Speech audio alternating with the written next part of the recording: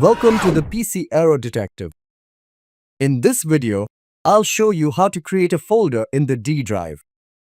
If you find this guide helpful, please subscribe to the channel for more useful tech tutorials. Let's begin. Step 1. First, navigate to your Windows desktop. Look for the This PC icon and double-click on it to open the File Explorer. Step 2. In the File Explorer window, locate the D drive under Devices and Drives and double-click on it to open. Step 3. Once you're inside the D drive, right-click on an empty space within the window.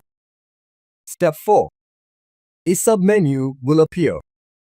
From this menu, move your cursor over the New option and then click on Folder. Step 5. A new folder will be created in the D drive. You can immediately type a name for the folder and press Enter to save the name. And that's it. Thanks for watching.